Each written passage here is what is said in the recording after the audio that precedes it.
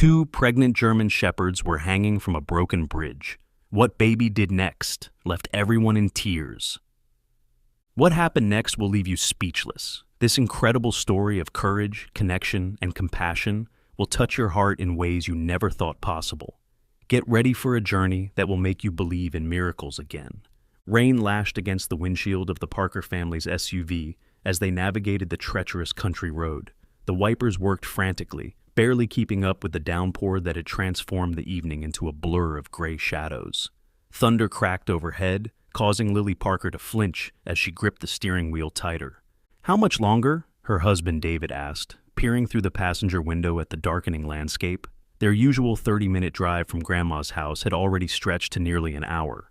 "GPS says 10 minutes, but in this weather?" Lily shook her head, her voice tight with tension. "We should have stayed at your mother's until the storm passed." In the back seat, their 4-year-old son Ethan had been unusually quiet. Normally bubbling with energy and questions, he'd fallen silent about 15 minutes ago. Lily glanced in the rearview mirror, catching sight of his small face illuminated by a flash of lightning. His eyes were wide, focused intently on something outside his window. "You okay back there, buddy?" David asked, turning to check on him. Ethan didn't respond.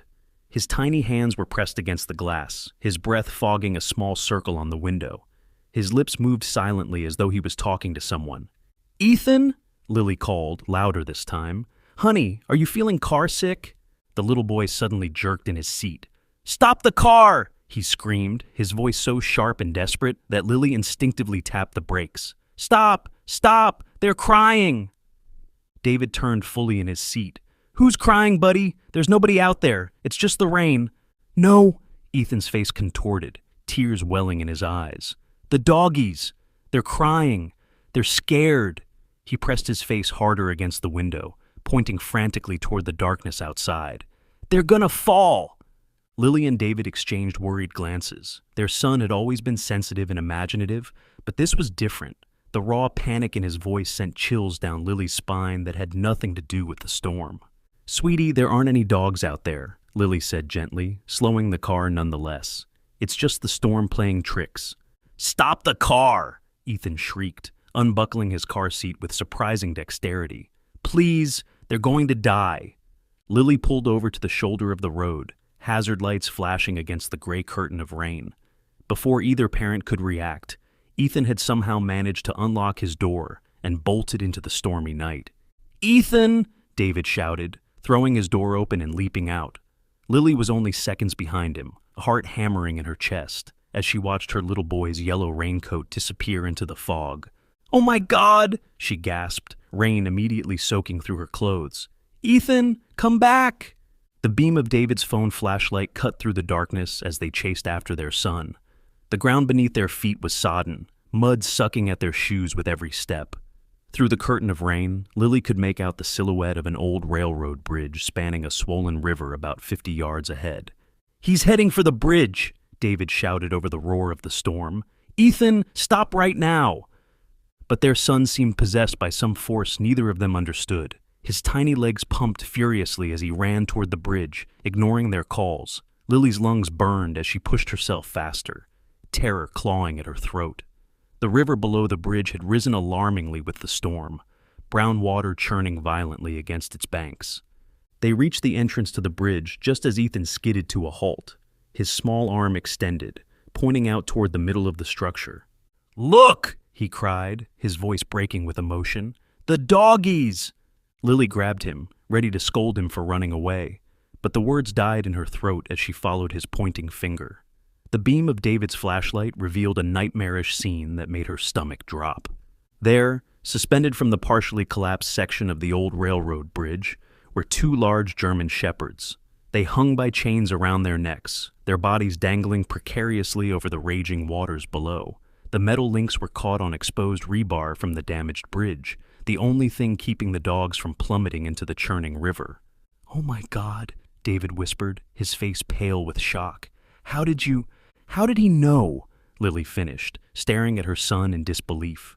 Ethan wriggled free from her grasp. "We have to save them," he said, his voice suddenly calm and clear. "Luna is about to have her babies. Stella isn't ready yet, but she's scared too." Luna? Stella? David repeated, exchanging a bewildered look with Lily. Ethan, how do you know their names? But their son wasn't listening. He was staring at the dogs with an intensity that seemed impossible for a 4-year-old. The reins seemed to lighten around him as he took a step onto the bridge's wooden planks. Ethan, no! Lily lunged for him, but he slipped away with unexpected agility. The bridge is falling apart. It's not safe. I have to help them, he replied simply, his voice oddly mature. He took another step forward, and the wood creaked ominously beneath his feet. David started after him, but as soon as his weight hit the first plank, the entire section groaned and shifted. The bridge won't hold me, he said, backing away. It's too damaged. Lily fumbled for her phone. I'll call 911. They can send rescue. There's no time, Ethan said, already several yards out onto the bridge. He moved with an eerie grace, as though guided by invisible hands. Each step was placed with precision, avoiding rotted planks that adult eyes couldn't distinguish in the darkness. Ethan, please, Lily sobbed, watching helplessly as her baby boy navigated the death trap of splintered wood and exposed metal. The dogs whimpered louder now, as if they sensed help was coming. Through the rain, Lily could see that both animals were indeed pregnant, their swollen bellies visible even at this distance. One dog, the one hanging closest to Ethan, seemed further along, her abdomen distended dramatically. How had Ethan known? Ma'am, what's your emergency? The 911 operator's voice crackled through Lily's phone, barely audible over the storm. Our son. He's on a collapsed bridge. There are dogs trapped. Please send help to the Old Miller's Crossing Railroad Bridge off Highway 16, she stammered, her eyes never leaving Ethan's small form as he inched closer to the first dog. All emergency services are currently responding to flooding throughout the county, the operator replied. We'll dispatch someone as soon as possible, but it could be several hours. Several hours? David shouted, grabbing the phone. My 4-year-old son is on a bridge that's about to collapse. There are dogs about to fall into the river. But the operator could only repeat that help would come when available. Out on the bridge, Ethan had reached the first dog. The German shepherd, Luna, he had called her, whined and tried to lick his face despite her precarious position. The chain around her neck was pulled taut, the links biting into her fur where they caught on the jagged metal of the broken bridge. It's okay, Luna, they heard Ethan say, his small voice carrying over the storm with unnatural clarity. I'm going to help you and your puppies. He reached out, placing his tiny hand on the dog's head. Instantly the animal calmed, her frightened whining subsiding to soft whimpers. It was as if she understood him, trusted him. David, do something, Lily pleaded, clinging to her husband's arm. Our baby is going to fall. David looked around frantically, then ran back toward their car. I've got tools in the trunk, he shouted over his shoulder. Maybe there's something I can use. Lily remained frozen at the edge of the bridge, terrified to take her eyes off her son. Ethan was now examining the chain that held Luna suspended. His small fingers worked at the links, but they were heavy and rusted, impossible for a child to break. Daddy's coming with tools, he told the dog softly. We'll get you down. Then we'll help Stella too. The second dog, hanging a few yards further out, barked weakly at the sound of what seemed to be her name. Her chain was wrapped more precariously around the exposed rebar, threatening to slip with any sudden movement. David returned, carrying a red toolbox and a length of rope. I'm going to try to reach him, he said, tying one end of the rope around his waist and the other to a concrete support at the bridge entrance. If the section collapses, at least I won't fall into the river. Be careful, Lily whispered, her voice raw with fear. David tested his weight on the first plank again. It groaned but held. Slowly he made his way onto the bridge, careful to distribute his weight evenly. The wooden slats protested with each step, and twice his foot broke through rotten boards, leaving him dangling momentarily over gaps that revealed the churning water below. Daddy, hurry! Ethan called, still stroking Luna's wet fur. The man with cold eyes put them here to die. What man, Ethan? David asked, inching closer. Only 10 more feet separated him from his son and the dog. The bad man. He makes doggies fight until they die. Ethan's face darkened, his expression eerily adult. He was angry that Luna and Stella wouldn't fight anymore after they got babies in their tummies. Lily's blood ran cold. How could her 4-year-old possibly know about something as horrific as dog fighting? They'd been careful to shield him from anything like that. David finally reached Ethan and Luna. Up close, the dog's situation was even more dire. The chain was digging into her neck, blood mixing with rain as it ran down her fur. Her swollen belly heaved with labored breaths. "We need to get the chain off," David said, opening his toolbox. He pulled out heavy-duty wire cutters, positioning them carefully around the rusted links. "Be gentle, Daddy," Ethan instructed, still petting Luna. "She's scared, but she trusts us now." David squeezed the handles of the cutters with all his strength. The metal resisted, then gave way with a snap. Luna's front half slumped forward, still suspended by another section of chain. "I need to cut it in a few places," David explained, repositioning the tool. "Then we can lower her down safely." "Hurry, Daddy," Ethan urged. "Stella is slipping." David glanced over at the second dog. Sure enough, her chain had shifted on the rebar, dropping her several inches closer to the water.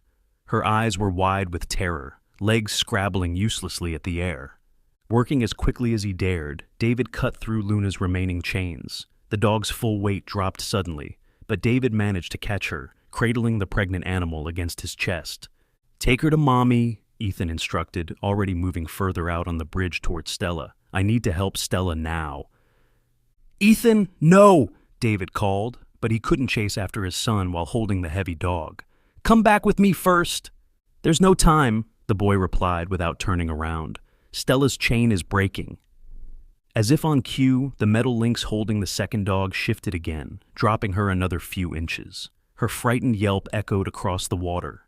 With no other choice, David carefully made his way back to Lily, passing Luna into her arms. The dog was heavy and wet, but surprisingly cooperative, as if she understood they were helping her. "What is happening?" Lily whispered, looking from the dog in her arms to her son on the bridge.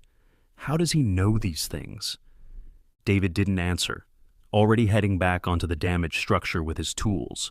But the bridge had weakened further. A large section between him and Ethan had splintered, leaving a 3-foot gap of empty space above the rushing water. "Ethan!" he called. "I can't reach you! You need to come back!" But his son was already with Stella, his small hands on her head just as they had been with Luna. The dog immediately calmed at his touch, her panicked movements stilling. "It's okay, Stella," they heard him say. "Your puppies are safe. We won't let you fall." The chain holding Stella was wrapped differently, tangled around multiple pieces of exposed rebar. There was no way David could reach her with the wire cutters, and no way Ethan could free her on his own. "Son, please come back," David pleaded, the gap between them seemingly uncrossable. "We'll figure out another way to help her." Ethan looked back at his father, then at the gap in the bridge. For a moment, indecision flickered across his face. Then he turned back to Stella. "Your chain is stuck too tight," he told the dog, "but I won't leave you." What happened next would haunt Lily and David for years to come. Their 4-year-old son sat down on the edge of the broken bridge beside Stella. He dangled his legs over the rushing water below, scooted to the very edge, and wrapped his arms around the dog's neck, taking some of her weight off the straining chain. "Ethan!" Lily screamed, her voice breaking with terror. "I'm helping her hold on until you can save us both, Daddy," Ethan called back calmly. "The bridge piece she's hanging from is about to break." David looked around frantically, mind racing. The rope tied around his waist. It was their only chance. Quickly he untied it from himself and fashioned a loop at the end. "I'm going to throw this to you," he called to Ethan. "Try to catch it and put it around Stella's body, under her front legs." He swung the rope out over the gap. The first throw fell short. The second went too far to the left. On the third try, the loop landed directly in Ethan's lap. "Good job, Daddy," the boy said, carefully fitting the loop around Stella's torso, positioning it behind her front legs and in front of her swollen belly. "Now pull really hard when I say so." David braced himself against one of the more solid bridge supports, wrapping the rope around his hands for better grip. "Ready?" he called. "Wait," Ethan replied, reaching into his pocket. He pulled out a small pocket knife, one David recognized with shock as his own, which he kept in the glove compartment of their car. "I need to cut the bad chain." "Ethan, no!" Lily cried from the shore. "You're too little for a knife." But their son opened the blade with practiced ease that he should not have possessed. With careful precision, he began sawing at the weakest link in Stella's chain, the one most bent and corroded. "When I cut this, pull hard, Daddy," he instructed. "Ready? Now, the chain snapped. Stella dropped, her full weight suddenly on the rope. David was yanked forward but managed to brace his feet against the bridge support. Hand over hand, he pulled, dragging the pregnant dog across the gap toward him. Ethan remained on the other side, watching as Stella was pulled to safety. "Now come back, buddy," David called, securing Stella and extending his hand across the gap. "Jump and I'll catch you." Ethan stood, but instead of preparing to jump, he pointed to something on the far bank of the river. "The man with cold eyes is watching us," he said. David and Lily both turned to look. Through the rain, they could just make out the silhouette of a black SUV parked at a distance, its headlights off. A tall figure stood beside it, observing them. When David turned back to the bridge, his heart stopped. The section under Ethan's feet was visibly crumbling, chunks of concrete and wood falling into the water below. "Jump now, Ethan!" he screamed. "Jump to me!" Time seemed to slow as their little boy bent his knees and launched himself across the gap. His small body sailed through the air, arms outstretched toward his father. For one horrible moment, David thought he wouldn't reach him. Then his hands closed around Ethan's rain-slicked wrists. The momentum sent them both sprawling onto the bridge, but David's body cushioned his son's fall. Without pausing to catch his breath, he scooped up Ethan and half ran, half stumbled back to solid ground, the bridge disintegrating behind them with every step. They collapsed onto the muddy shore beside Lily and the two rescued dogs. Just as they reached safety, the remainder of the bridge section they'd been on broke away completely, crashing into the river below with a sound like thunder. "We did it, Daddy," Ethan said, his voice once again that of a normal 4-year-old. "We saved Luna and Stella and all their puppies." Lily clutched him to her chest, sobbing with relief. "How did you know, baby? How did you know they were there? How did you know their names?" Ethan looked up at her with innocent eyes. "They told me," he said simply. "They were crying so loud in my head. They were so scared." David looked from his son to the pregnant dogs, then back to the far shore. The black SUV was pulling away, its tires spinning in the mud. "We need to get these dogs to safety," he said, helping Lily to her feet, "and we need to figure out who put them there." Together, they carried the exhausted pregnant German shepherds back to their car. Luna and Stella were surprisingly docile, allowing themselves to be loaded into the back of the SUV, where Ethan immediately nestled between them, stroking their wet fur and whispering reassurances. As they pulled away from the bridge, Lily turned to look at her son in the rearview mirror. "Ethan, what did you mean about the man with cold eyes? Who is he?" The little boy's face darkened. "The bad man. He makes doggies fight until they die. He was mad that Luna and Stella got babies in their tummies and wouldn't fight anymore." David and Lily exchanged worried glances. How could their son know about something as horrific as dog fighting? They'd been careful to shield him from anything like that. "He's going to come looking for them," Ethan continued, his voice dropping to a whisper. "He doesn't like to lose things that belong to him." Luna whimpered as if in agreement, pressing her head against Ethan's small shoulder. Stella lay with her head in his lap, her eyes closed in exhaustion. As they drove through the storm toward home, Lily couldn't shake the image of the figure watching them from across the river. Whoever had chained those dogs to die had been watching their rescue, and according to Ethan, he wouldn't be happy about it. "We'll keep them safe," David said firmly, reading her thoughts. "All of them." Lily nodded, but a chill ran down her spine that had nothing to do with her rain-soaked clothes. Something told her this night was just the beginning of a much larger storm headed their way, one that had little to do with rain and thunder, and everything to do with the mysterious connection between their son and these two pregnant German shepherds who had been left to die. What could explain the way Ethan knew about these dogs? And who is this mysterious man with cold eyes? The Parker family pulled into their driveway, the rain finally beginning to ease. The dogs were still eerily calm in Ethan's presence, as though they'd known him their entire lives. David carried Luna while Lily carefully helped Stella from the car. Both animals moved gingerly, their swollen bellies making every step an effort. "Bring them inside," Ethan commanded, with that strange authority that seemed so out of place coming from a 4-year-old. "Luna needs a warm, soft place. Her puppies are coming soon." David and Lily exchanged another bewildered glance over their son's head, but followed his instructions. They settled the dogs on old blankets in their laundry room, the warmest and most private space in the house.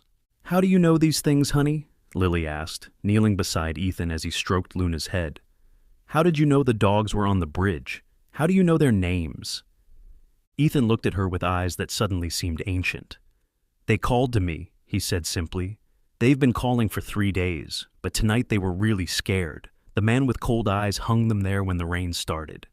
David returned with bowls of water for the dogs. Who is this man, Ethan? Did you see him before? The little boy shook his head. Not for real. Only in the dog's memories. He placed his small hand on Luna's side. She remembers his smell, and the sound of his voice makes her shake inside. Luna whimpered softly, as if confirming his words. Her tongue lolled out as she panted heavily, her sides heaving with exertion. David, Lily whispered, pulling her husband aside. Look at their necks. Both dogs bore deep, raw wounds where the chains had dug into their flesh. But beyond that, now that they were in better light, they could see older scars crisscrossing their bodies, evidence of previous abuse. These aren't pets, David murmured. These dogs have been fought. Fighting dogs? Lily whispered back, horrified. But they're so gentle. Luna doesn't like to fight, Ethan said, overhearing them despite their hushed tones. That's why the man got mad. He said she was worth nothing if she wouldn't bite. A chill ran through both parents. Their son's knowledge was becoming increasingly disturbing. I think we need to call a vet, David said, pulling out his phone. These dogs need medical attention, and Luna looks like she might be in labor soon. Who can we call this late? Lily asked, glancing at the clock. It was nearly midnight. I know someone, David replied, scrolling through his contacts. Dr. Martinez. She worked with me on that charity event last year.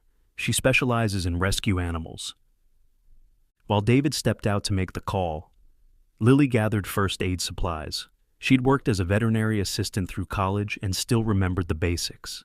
Gently, she began cleaning the wounds on Stella's neck while Ethan comforted Luna.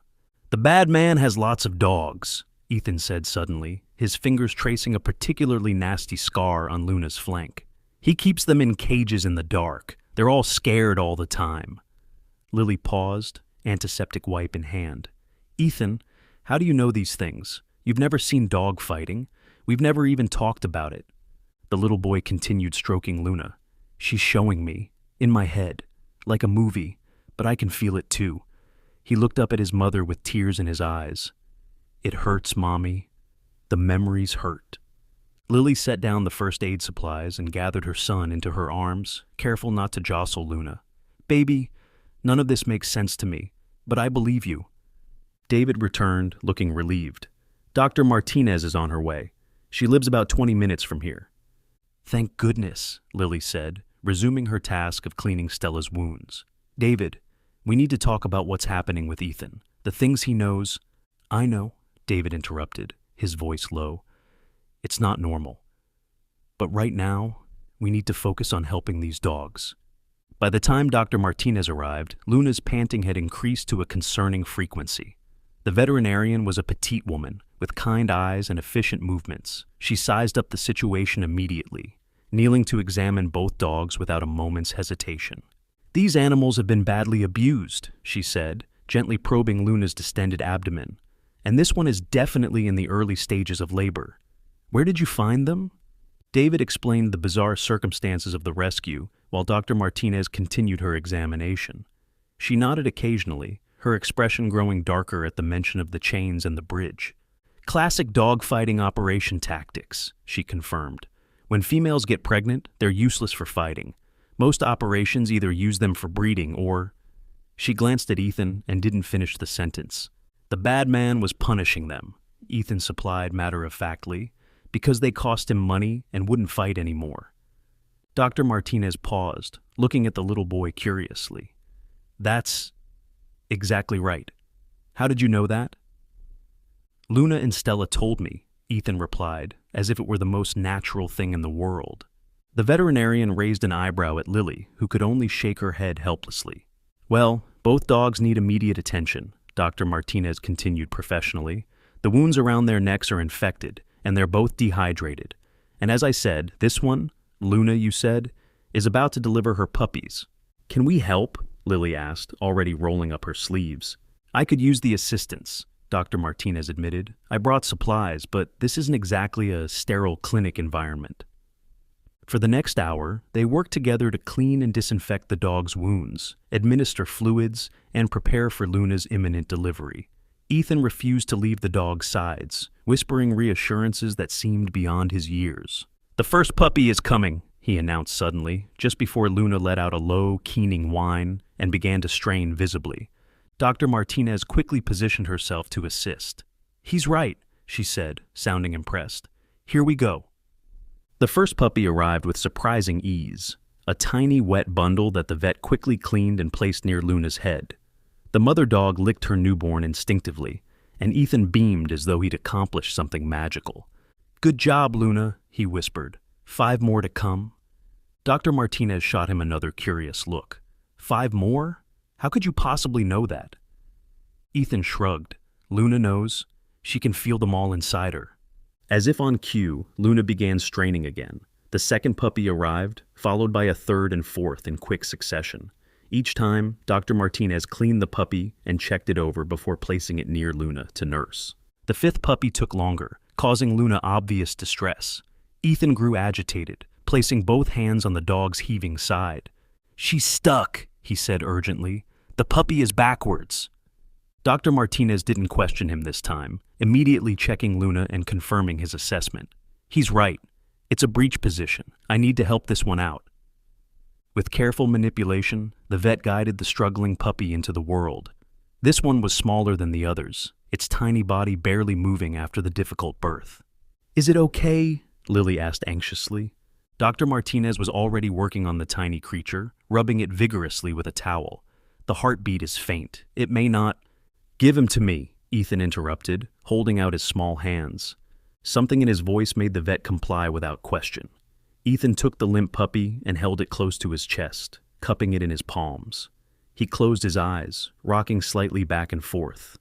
"Breathe, little one," he whispered. "Your mommy needs you. Your brothers and sisters need you." The room fell silent except for Luna's labored breathing as she prepared to deliver her final puppy. All eyes were on Ethan and the tiny life in his hands. Then, miraculously, the puppy twitched.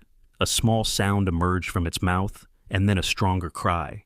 Ethan's face broke into a radiant smile as he gently placed the revived puppy next to its mother. "His name is Hero," he announced, "because he was the bravest. It's hard to be born backwards." Dr. Martinez stared at the boy in undisguised amazement. "I don't understand what just happened." Before anyone could respond, Luna delivered her final puppy without complication. 6 tiny lives now squirmed against her side, seeking warmth and nourishment. 6 puppies, just like he said, David murmured, shaking his head in wonder. As Dr. Martinez finished checking over Luna and her puppies, she turned her attention to Stella. "This one's probably got at least another week before she delivers. Her wounds are more severe, though. I'd like to get both of these dogs to my clinic in the morning for proper treatment. They'll need antibiotics, and I want to make sure there are no internal injuries." "Of course," Lily agreed. "We'll bring them first thing." The lights suddenly went out, plunging the room into darkness. Outside, the storm had picked up again, wind howling against the windows. "Power outage," David sighed, reaching for his phone. "I'll get some candles." The flashlight from his phone cast eerie shadows as he left the room. Ethan moved closer to the dogs, his small body rigid with sudden tension. "He's coming," he whispered. "Who's coming, honey?" Lily asked, a prickle of fear running up her spine. "The man with cold eyes. He knows where we are." Dr. Martinez exchanged an alarmed look with Lily. "What is he talking about?" Before Lily could answer, David returned with candles and a battery-powered lantern. "My phone's not working," he reported. "No signal. And the landline's dead too." "Mine too," Dr. Martinez confirmed, checking her own device. "Must be the storm affecting the towers." "It's not the storm," Ethan said, his voice hollow. "He cut the wires. He doesn't want us to call for help." As if to confirm his words, a car engine sounded outside, headlights briefly illuminating the windows before going dark. Lily moved to the window, peering through the curtains. "There's a black SUV parked across the street," she reported, her voice tight with fear. "Like the one we saw at the bridge." David immediately began checking the locks on all the doors and windows. "This is insane. Why would someone cut our power and phone lines over a couple of dogs? They're not just any dogs, Dr. Martinez said quietly. If these animals came from a fighting operation, they could be worth thousands of dollars to their owner, and they're evidence of animal cruelty. Whoever owns them could be looking at serious jail time if they are caught. We need to call the police, Lily insisted, growing more frightened by the minute. How? David gestured to their useless phones. We'd have to drive somewhere, and I'm not leaving you and Ethan alone with someone lurking outside. Ethan had gone very still, his hands resting protectively on Luna and her puppies. He won't come in tonight, he said with that unsettling certainty. He's just watching, making sure the dogs are here. He'll come back tomorrow with other people. How could you possibly know that? Dr. Martinez asked, visibly unnerved by the child's predictions. Because that's how he works, Ethan replied simply. He's careful. He doesn't like to get his own hands dirty. A chill fell over the room that had nothing to do with the power outage. Outside, the car engine started again. The black SUV pulled away from the curb, its taillights disappearing into the rainy night. We need to get these dogs somewhere safe, David decided. First thing in the morning, before whoever that was comes back. Dr. Martinez nodded. I agree. My clinic might not be the best option, though. If this person is as determined as he seems, that would be the first place he'd look. Where then? Lily asked, pulling Ethan closer to her side. The vet hesitated. I know some people, a network that helps rescue fighting dogs. They maintain safe houses for animals that have been taken from these operations, especially when there's an ongoing investigation. That sounds perfect, David said. Can you contact them? Not without a working phone, Dr. Martinez sighed, but I can take you there in the morning. They're very discreet. They have to be. These dog-fighting rings are often run by dangerous people with a lot of money and connections. The man with cold eyes has friends in the police, Ethan said suddenly. That's why the dogs are so afraid. No one ever helps them, even when they cry really loud. The adults fell silent, the implications of his words sinking in. If what Ethan said was true, and so far his inexplicable knowledge had proven accurate, they couldn't trust just anyone with this situation. Let's try to get some rest, Lily suggested, though she knew sleep would be impossible. We'll leave first thing in the morning, as soon as it's light. Dr. Martinez agreed to stay the night, unwilling to leave her patients. They set up makeshift beds in the living room, positioning themselves between the laundry room, where the dogs rested, and the front door. David found an old baseball bat in the closet and kept it close at hand. Through it all, Ethan remained strangely calm, as though the events unfolding were exactly what he had expected. He eventually fell asleep nestled between the two German shepherds, his small hand resting protectively on Hero, the puppy he had seemingly brought back from the brink of death. Lily watched her son from the doorway, 1,000 questions swirling in her mind. How had he known about the dogs on the bridge? How did he know their names, their histories, the number of puppies Luna would deliver? And most disturbing of all, how did he know about the man with cold eyes and his connections? We need to be careful, she whispered to David as they settled on their makeshift beds. Not just for the dog's sake, but for Ethan's. Whatever is happening here, it's bigger than just rescuing 2 pregnant German shepherds. David nodded, his face grim in the candlelight. I know. The way that guy was watching us at the bridge, then showing up here, it's like Ethan said. He's tracking us, and he'll be back. They fell into an uneasy silence, listening to the storm gradually diminishing outside. The power remained off, the phones dead. Somewhere in the darkness, a figure had cut their connections to the outside world, isolating them as effectively as Luna and Stella had been isolated on that broken bridge. And like those dogs, the Parker family now found themselves suspended above dangerous waters, hanging by the thinnest of threads, with darkness below and an uncertain rescue ahead. Could this man with cold eyes really be dangerous enough to hurt a family over 2 dogs? And how did little Ethan know so much about him? Morning arrived with pale, watery sunlight filtering through the windows. The storm had finally passed, leaving behind puddles that gleamed like mirrors in the yard.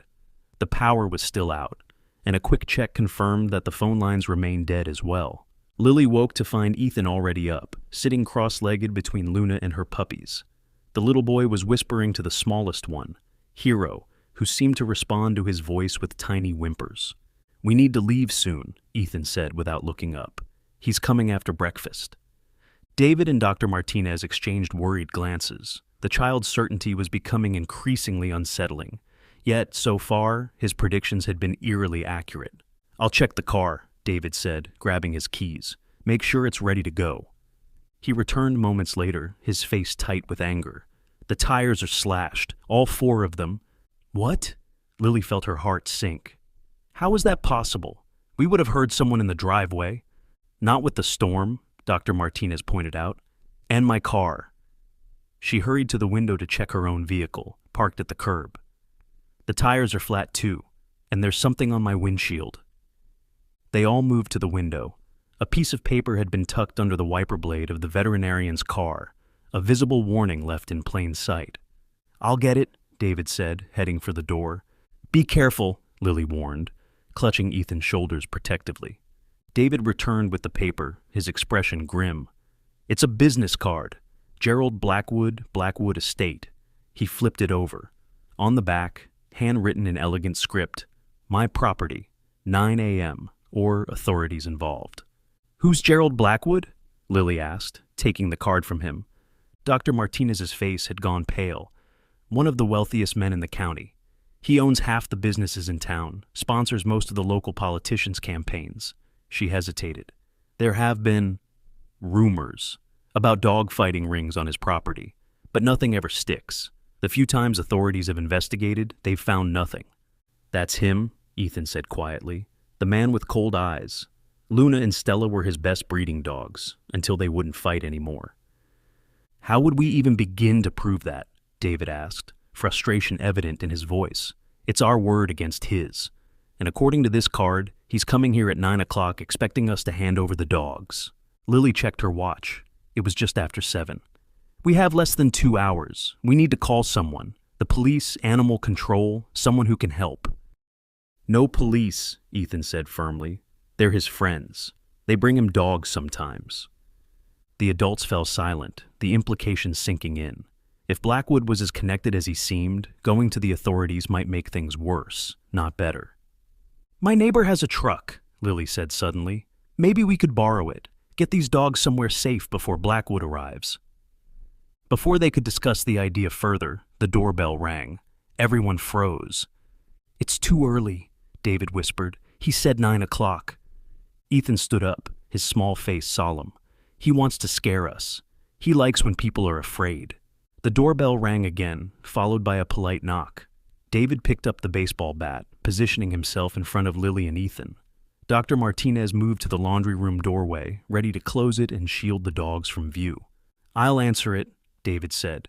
"Everyone else stay back." He approached the front door cautiously, peering through the peephole. On the porch stood a tall, distinguished-looking man in an expensive suit. His silver hair was perfectly styled, his posture relaxed and confident. Behind him idled a luxury SUV, black like the one they'd seen at the bridge and outside their house the night before. David took a deep breath and opened the door, keeping the chain lock engaged. "Can I help you?" The man smiled, the expression not quite reaching his eyes. "Good morning." "Gerald Blackwood." He offered a hand through the narrow opening, which David ignored. "I believe you have something that belongs to me." "I don't know what you're talking about," David replied evenly. Blackwood's smile tightened. "2 German shepherds, valuable breeding stock that wandered off during the storm last night. My staff has tracked them to this address." "You left those dogs hanging from a bridge to die," David said, unable to keep the anger from his voice. "We saw you watching us rescue them." Blackwood's expression didn't change. "That's a serious accusation, and completely false. My dogs escaped during the storm when a fence was damaged. I've been searching for them all night." He reached into his pocket and withdrew a folded document. "I have their registration papers right here. Purebred German shepherds, very valuable animals." David didn't take the papers. If they're so valuable, why were they chained and left to drown? "I understand you're confused," Blackwood said, his voice smooth as silk. "Perhaps someone found my escaped dogs and, not knowing they belonged to me, decided to dispose of them. A tragic misunderstanding. But I assure you, they are my property, and I've come to collect them." From behind David, Lily approached, keeping Ethan safely behind her. Those dogs were abused. They have scars all over their bodies. Fighting scars. Blackwood's eyes flickered briefly to Lily, then past her to where Ethan stood. Something changed in his expression, a sudden intensity, a focus that hadn't been there before. "The boy," he said softly. "He's the one who found them, isn't he?" Ethan stepped forward before either parent could stop him. His eyes met Blackwood's without fear. "I heard them crying," he said. "You hung them there because they wouldn't fight anymore after they got puppies in their tummies." A tense silence fell. Blackwood stared at Ethan with an expression that shifted from surprise to calculation to something darker. When he spoke again, his voice had lost its smooth veneer. "Children have such vivid imaginations," he said, "but the reality is simple. Those dogs are my property. I have the papers to prove it. If you don't return them immediately, I'll be forced to involve the authorities. Theft is a serious crime." "So is animal cruelty," Dr. Martinez said, joining them at the door. "As a veterinarian, I've documented their injuries. The evidence of fighting and abuse is clear. Any court would see that." Blackwood's eyes narrowed. "Dr. Martinez, I wasn't aware you made house calls." His tone carried a subtle threat. "The county veterinary board might be interested to hear about a vet who assists in the theft of registered purebreds." "Are you threatening me, Mr. Blackwood?" Dr. Martinez asked calmly. "Not at all. Simply pointing out potential professional complications." His gaze returned to Ethan, studying him with unsettling intensity. "The boy is unusual, isn't he? The way he connects with animals. I've heard of such gifts. Very rare, very valuable." David stepped in front of Ethan protectively. "I think you should leave now." "Of course." Blackwood straightened his already immaculate suit. "I'll give you until noon to reconsider. After that, I'll return with the sheriff and proper documentation. You'll find the law is quite clear on matters of property." He smiled again, cold and empty, especially when the property owner contributes so generously to the sheriff's re-election campaign. He turned to leave, then paused, looking back at Ethan. "One more thing. Those dogs, Luna and Stella, I believe you call them, they're carrying valuable litters. Puppies with championship bloodlines. Should anything happen to those litters before they're returned to me, the financial penalties would be substantial." With that final threat hanging in the air, Blackwood returned to his SUV and drove away, leaving the family staring after him in stunned silence. "He knows the dogs' names," Lily whispered. "How could he know what we call them, unless he was watching us," David finished, "or listening somehow." Ethan tugged at his mother's sleeve. "He put tiny cameras in the doctor's car," he said. "That's how he heard us talking about Luna and Stella, and Hero." Dr. Martinez immediately went to her vehicle, searching it thoroughly. In the wheel well, she found a small magnetic device. "A tracker," she confirmed, holding it up. "And there could be more." "We need to get out of here," David said decisively. "Now, before he comes back with the sheriff." "But how?" Lily asked. "Both cars are disabled." "We'll call a tow truck," Dr. Martinez suggested, "and a taxi. Get these dogs to safety before Blackwood returns." "No phones, remember?" David pointed out. "My neighbor," Lily said again. "Mrs. Winters, she's elderly, but she has a car. I could walk over and ask to use her phone." "I'll go," David volunteered. "You stay with Ethan and the dogs." While David hurried to the neighbor's house, Lily and Dr. Martinez prepared the dogs for transport. Luna was recovering well from delivery, though still weak. Her 6 puppies, barely 12 hours old, nestled against her belly, tiny eyes still sealed shut against the world. "I don't understand any of this," Lily admitted quietly to Dr. Martinez. "How does Ethan know these things? How did he know the dogs were on that bridge?" The veterinarian shook her head. "I've heard of children with special connections to animals before. Heightened empathy, almost like a sixth sense. But this..." She glanced at Ethan, who was whispering to Stella, his small hand resting on her swollen belly. "This is something else entirely." "It scares me," Lily confessed. "Not just Blackwood and his threats, but the way Ethan knows things he shouldn't possibly know. The way he talks sometimes, like he's not entirely himself." "Whatever gift he has, it saved these dogs," Dr. Martinez pointed out. "And possibly that little puppy, too." She nodded toward Hero, the runt Ethan had seemingly brought back from the brink of death. David returned, looking relieved. "Mrs. Winters is letting us use her car." She's actually a huge animal lover and is furious about the situation. She's calling a friend at the Humane Society, too. We should get going immediately, Dr. Martinez urged. Luna can travel, but we'll need to be careful with the puppies. They worked quickly, gathering blankets and makeshift carriers for the newborn puppies. Stella seemed agitated, pacing as much as her pregnant body would allow. She's worried, Ethan explained, stroking her head. Her puppies are coming soon, too. How soon? Dr. Martinez asked, immediately kneeling to examine the dog. Ethan closed his eyes for a moment, his hand still on Stella's head. Tonight, he said with certainty, when the moon is high. Dr. Martinez checked Stella more thoroughly. She does seem to be showing early signs of labor. We definitely need to get her somewhere safe and calm before she delivers.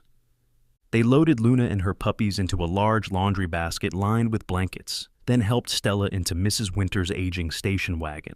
The elderly neighbor had insisted they take it for as long as needed, waving away their concerns about Blackwood's threats. That man has bullied this town for too long, she declared firmly. It's time someone stood up to him. As they prepared to leave, Ethan suddenly froze, his eyes widening. Wait, he said urgently. We can't go yet. They're coming. Who's coming? David asked, already helping Luna's basket into the car.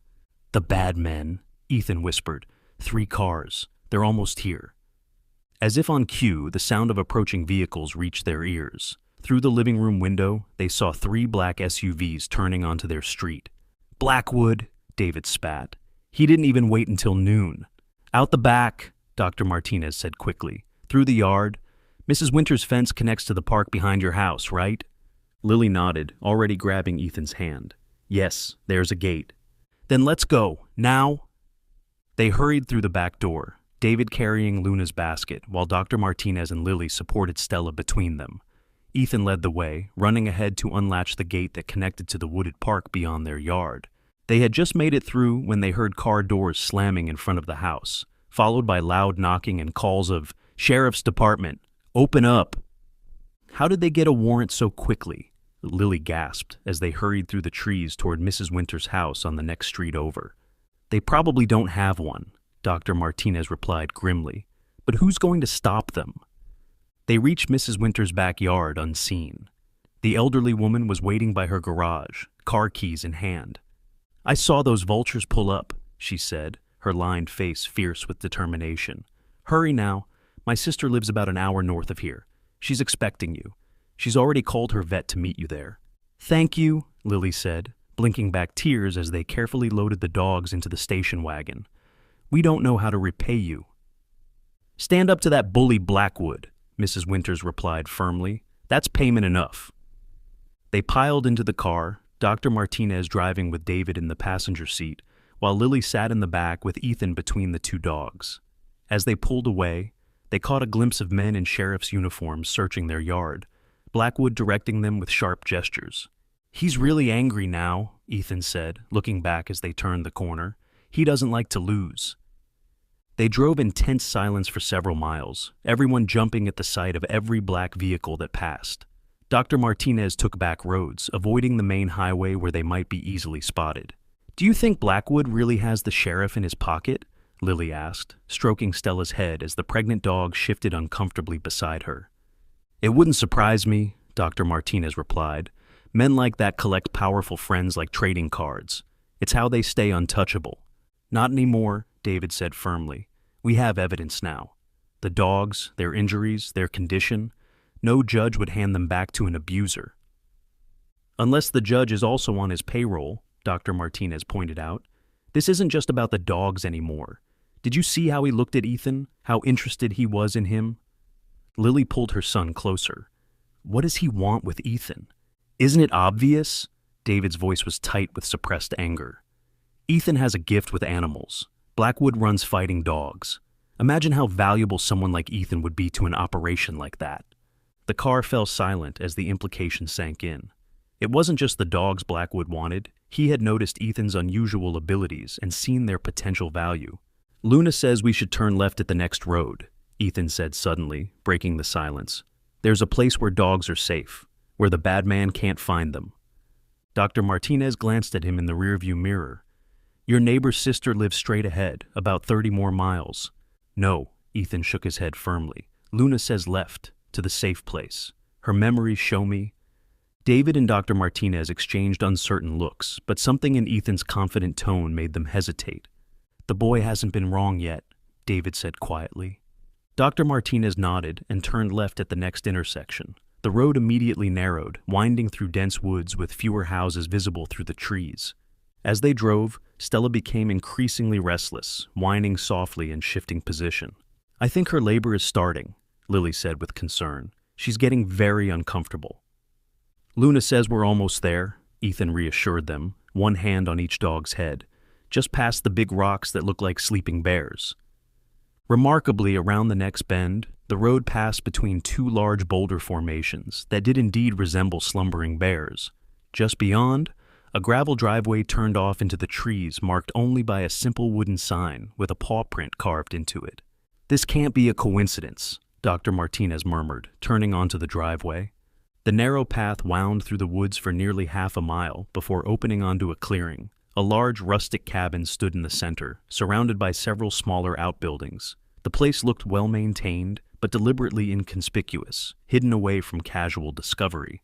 As they pulled up, the cabin door opened. A tall woman with gray-streaked hair emerged, followed by a lean man whose weathered face suggested years of outdoor work. Both wore expressions of cautious welcome. "Who are you?" the woman called as they parked.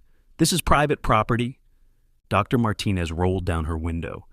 "We have injured dogs, a pregnant one about to deliver. We were told this was a safe place." The woman approached carefully, peering into the car. When she saw Luna and her puppies, then Stella's pregnant form, her expression changed to one of understanding. "Fighting dogs," she said, not a question but a statement. "Blackwoods? How did you know?" David asked, surprised. "The scars, the condition, and the fact that you found your way here." She opened the back door, kneeling to examine Stella.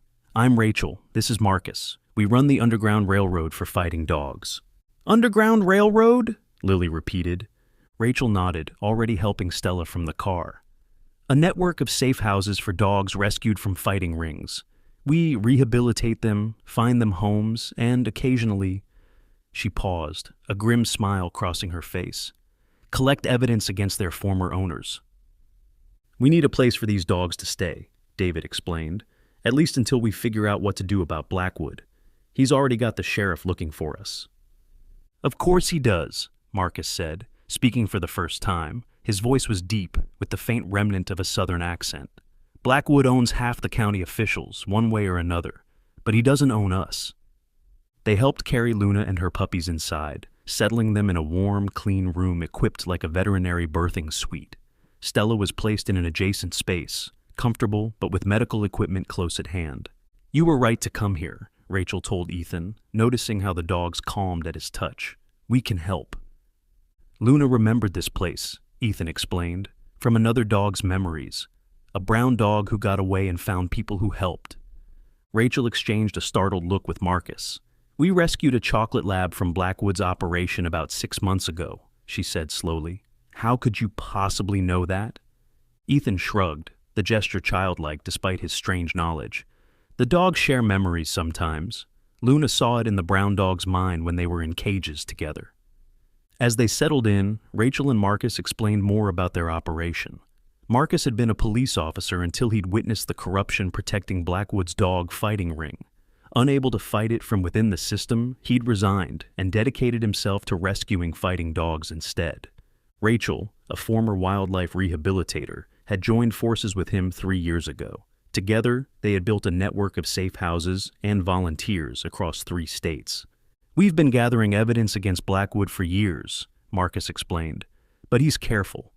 The fighting happens in different locations each time. The serious money matches are invitation only, with tight security. And when investigations get too close, things happen," Rachel added darkly.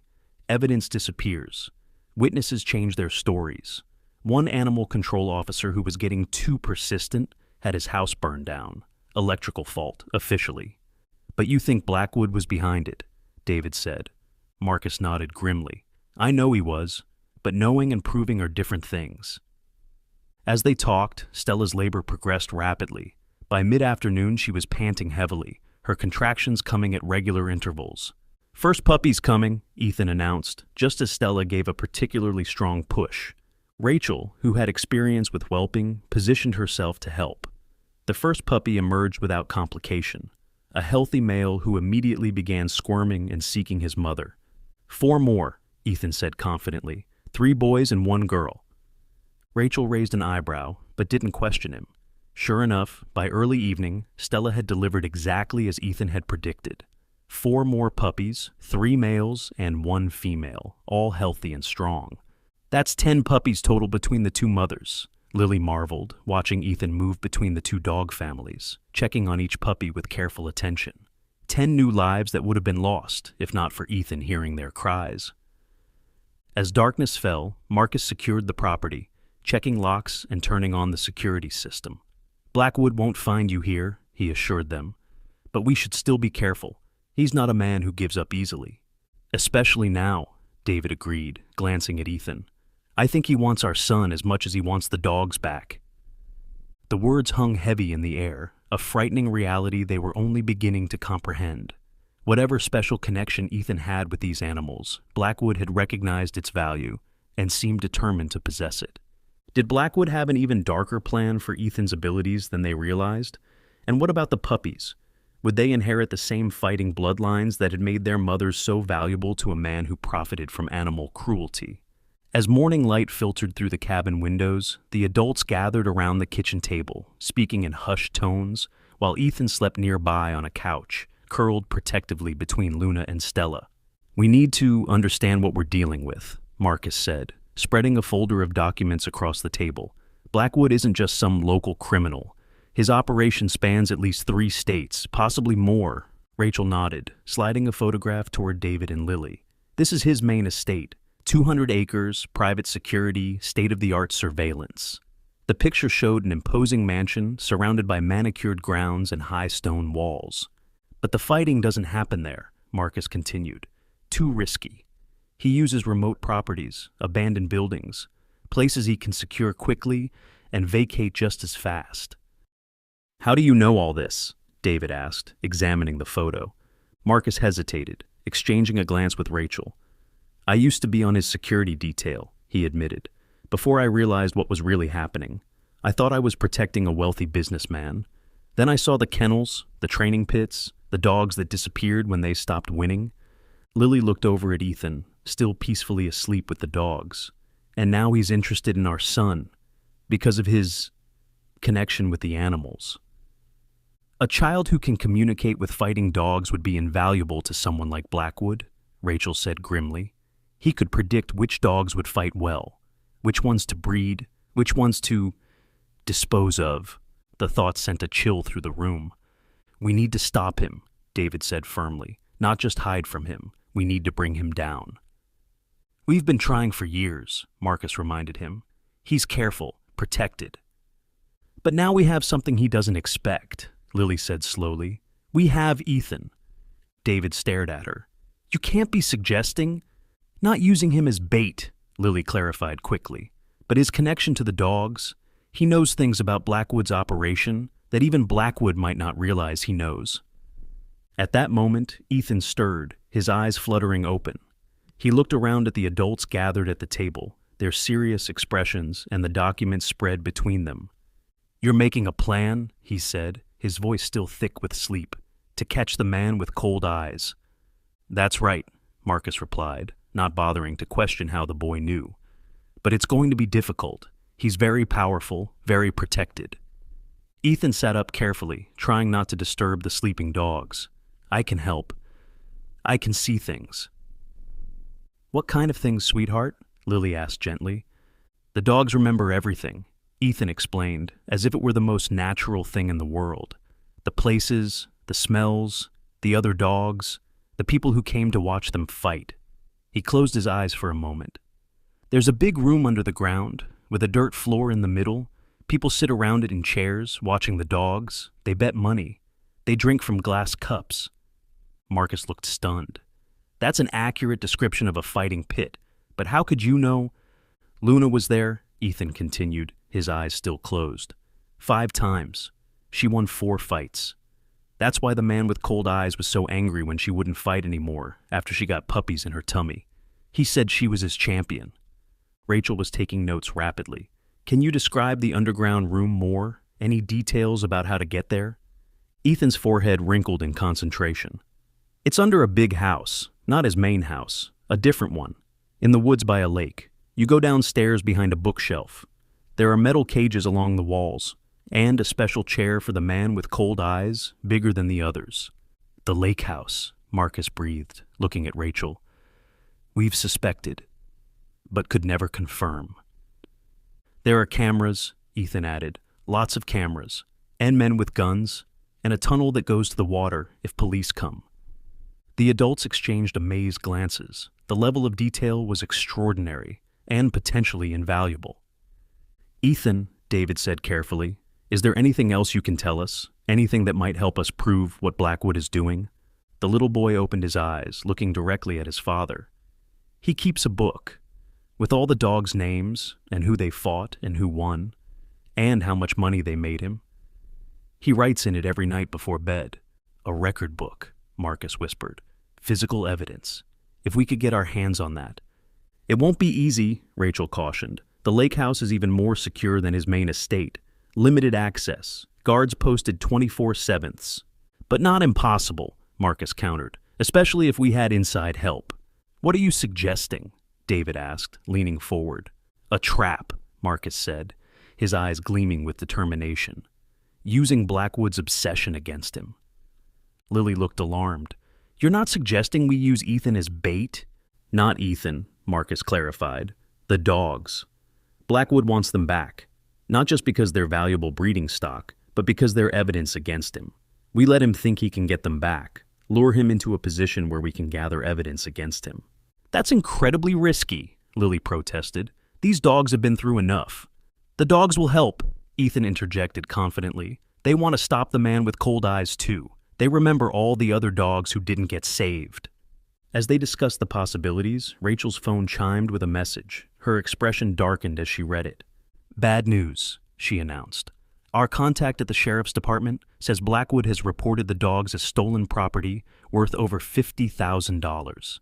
There's a reward for information, and he's claimed you assaulted one of his employees during the theft. That's ridiculous, David sputtered. We rescued those dogs from certain death. It's his word against yours, Rachel said grimly. And in this county, his word carries a lot more weight. There's something else, Ethan said, his voice suddenly taking on that eerie certainty. He's looking for us already. He has men watching the roads, and he's talked to the animal doctor. Dr. Martinez, Lily gasped. Is she okay? She's scared, Ethan replied, his eyes unfocused as if seeing something far away. But she didn't tell him where we went. She said she didn't know. Marcus immediately picked up his phone. I'll warn our contacts to be on alert. If Blackwood is actively searching, we need to be extra cautious. So, what's the plan? David asked, trying to keep the rising panic from his voice. We can't just hide here forever. We don't have to, Marcus said, a slow smile spreading across his face. We just need to hide long enough to set our trap, and I think I know how to do it. Over the next few hours, a plan began to take shape. Marcus, with his inside knowledge of Blackwood's operation, knew that the man hosted exclusive dogfights once a month at his lake house property. The next one was scheduled in just 3 days, an opportunity they couldn't afford to miss. The idea is simple, Marcus explained, laying out a hand-drawn map of the lake house.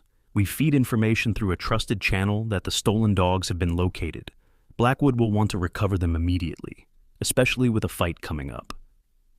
But we don't actually put the dogs at risk, Rachel added quickly, seeing Lily's concerned expression. We set up the meeting at a location we control, with plenty of surveillance. When Blackwood shows up to claim the dogs, we record everything. What if he sends someone else? David asked. He's too smart to walk into a trap himself. He won't send someone else, Ethan said with certainty. Not for Luna and Stella. They're special to him. He'll come himself. And how do we know he won't bring the sheriff with him? Lily pressed. Or his private security? That's the genius part, Marcus grinned. We're going to suggest a neutral location, the county animal shelter. It's public, it's official, and it has cameras everywhere. If Blackwood tries anything, it'll be on record.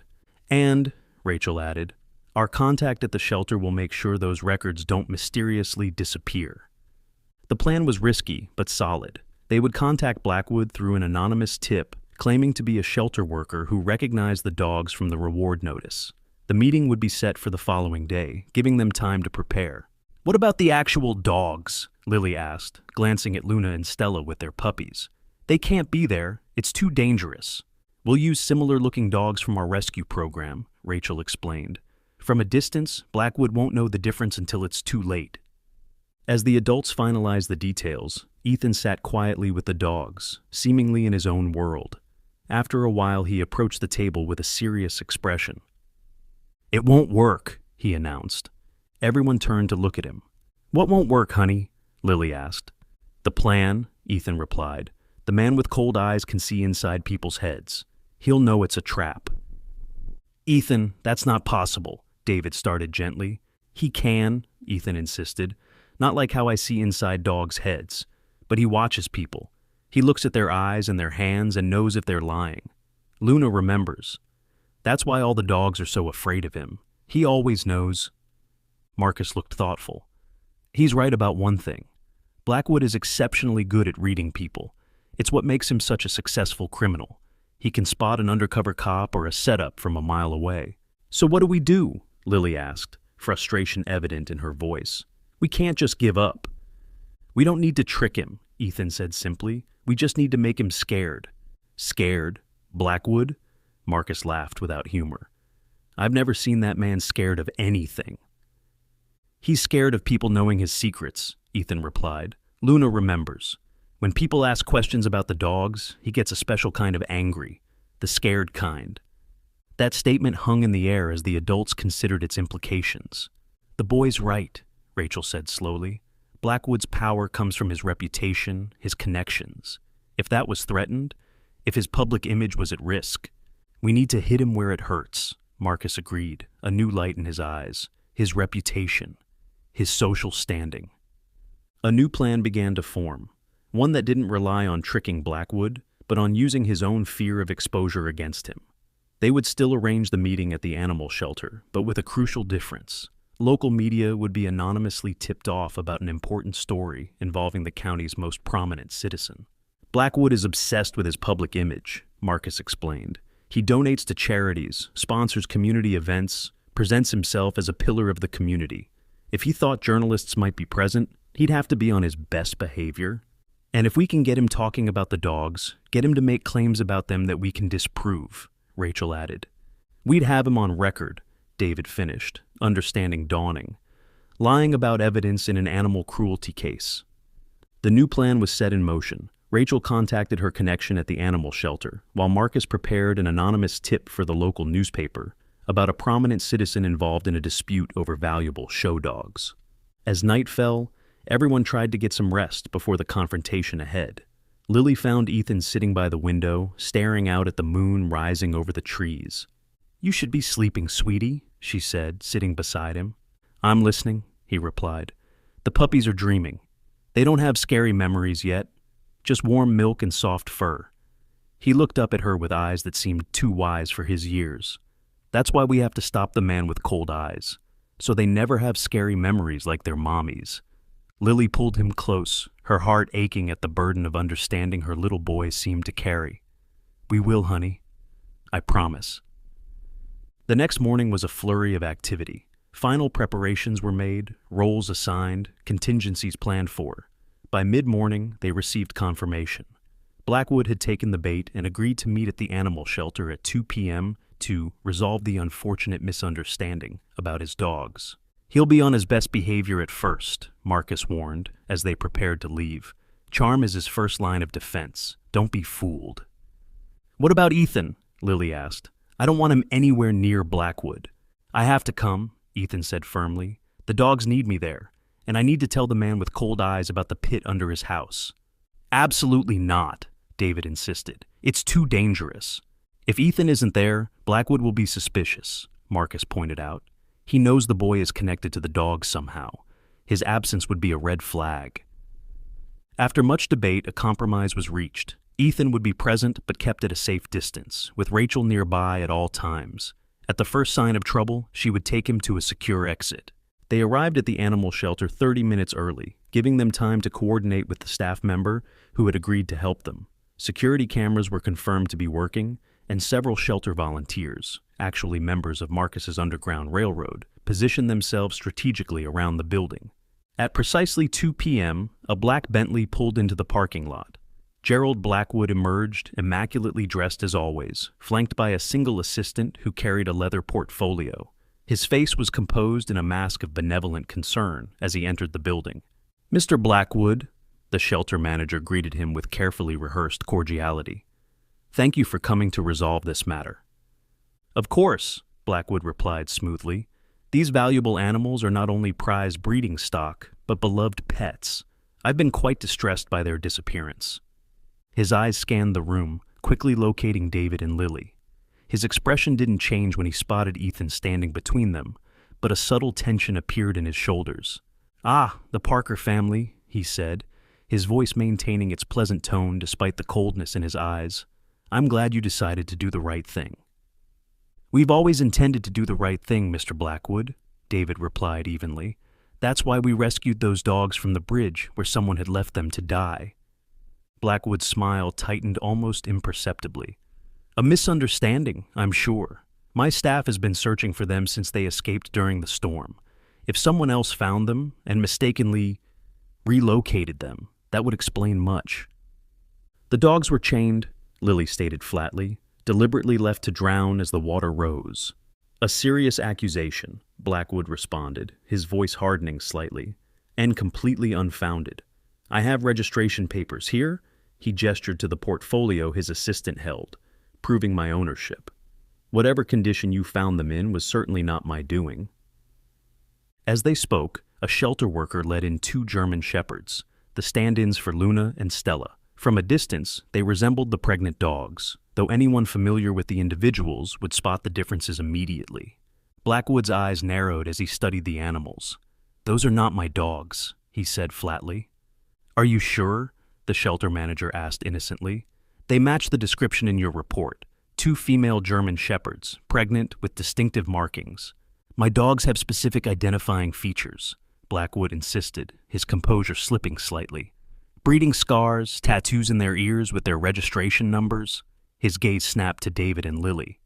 "Where are my actual dogs?" "These aren't your dogs?" David asked, feigning confusion. "But they match the report exactly." "Do not play games with me," Blackwood hissed, the pleasant mask falling away. "Where are Luna and Stella?" A hushed silence fell over the room. Blackwood realized his mistake too late. "Luna and Stella?" the shelter manager repeated. "I don't recall those names being in the report, Mr. Blackwood. You only listed them as 2 female German shepherds." "How do you know their names?" David pressed. "We never told you what we called them." Blackwood's eyes darted around the room, noting the security cameras for the first time. "This is ridiculous. I'm leaving. My lawyers will be in touch." As he turned to go, Ethan stepped forward, his small voice carrying clearly through the room. "The pit under your lake house," he said. "The one behind the bookshelf, with the special chair and the metal cages, where you make dogs fight until they die." Blackwood froze, his back to the room, shoulders rigid with shock. Slowly he turned to face the child, his expression a mixture of disbelief and dawning fear. "What did you say?" he whispered. "You keep a book," Ethan continued, his voice steady and clear, "with all the dogs' names, and who won and who died, and how much money they made you. You write in it every night before bed." The color drained from Blackwood's face. "How could you possibly know?" He stopped himself, but it was too late. "Know what, Mr. Blackwood?" Marcus asked, stepping forward for the first time. "About the fighting pit? The record book? Things that shouldn't exist if you're just a legitimate breeder of show dogs?" Blackwood's eyes locked onto Marcus, recognition dawning. "Williams," he spat. "I should have known you were behind this." He regained his composure with visible effort. "These are the fantasies of a child and a disgruntled ex-employee, nothing more." "Then you won't mind if the authorities search your lake house property," Lily suggested. "Just to clear this up." "My properties are private," Blackwood snapped. You need warrants, probable cause. He glared at Ethan. Not the ramblings of a disturbed child. Normally you'd be right, came a new voice from the doorway. A tall woman in a pressed suit entered, holding up a badge. Agent Karen Chen, FBI. But as it happens, we do have a warrant, being executed at your lake house as we speak. Blackwood's face went from pale to ashen. That's impossible. You can't. We've been building a case against you for months, Mr. Blackwood, Agent Chen continued calmly. Interstate transportation of fighting dogs, illegal gambling, racketeering, but we were missing a few key details. She nodded toward Ethan. Until now. You set me up, Blackwood hissed, looking from Marcus to the Parker family. You set yourself up, David replied, by leaving those dogs to die on that bridge, by threatening our family, by thinking you were untouchable. Blackwood's assistant had shrunk back, clearly wanting no part of what was unfolding. In a desperate move, Blackwood lunged toward Ethan, perhaps thinking to use him as leverage. He never reached the boy. David stepped between them, and Marcus moved with the speed of his former profession, restraining Blackwood with practiced efficiency. Gerald Blackwood, you're under arrest, Agent Chen stated, approaching with handcuffs. As Blackwood was led away, still protesting that this was all a misunderstanding, his gaze locked onto Ethan one last time. How? He demanded, genuine bewilderment breaking through his anger. How could you know those things? Ethan looked back at him without fear. The dogs told me, he said simply. They remember everything. The shelter erupted into activity as more FBI agents arrived, taking statements and collecting evidence. The shelter manager confirmed that every moment had been captured on security cameras, including Blackwood's damning reaction to Ethan's revelations. Is it really over? Lily asked Agent Chen as they watched Blackwood being placed in an unmarked car.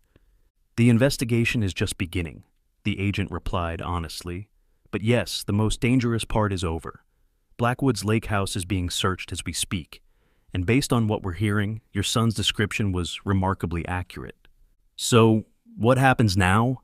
David asked, his arm protectively around Ethan's shoulders. Now we build our case, Agent Chen explained, and we'll need your help, especially your son's unique insights. But, she added, seeing their concerned expressions, that can all be done safely, on your terms. As they prepared to leave, Marcus approached with a broad smile. We did it, he said, clapping David on the shoulder. And the best part? Our contacts just confirmed that the raid on the lake house found exactly what Ethan described, including the record book. Blackwood is finished. The relief that washed over them was almost overwhelming. After the tension of the past days, knowing that Blackwood was in custody and his operation exposed felt like waking from a nightmare. Can we go see Luna and Stella now? Ethan asked, tugging at his mother's hand.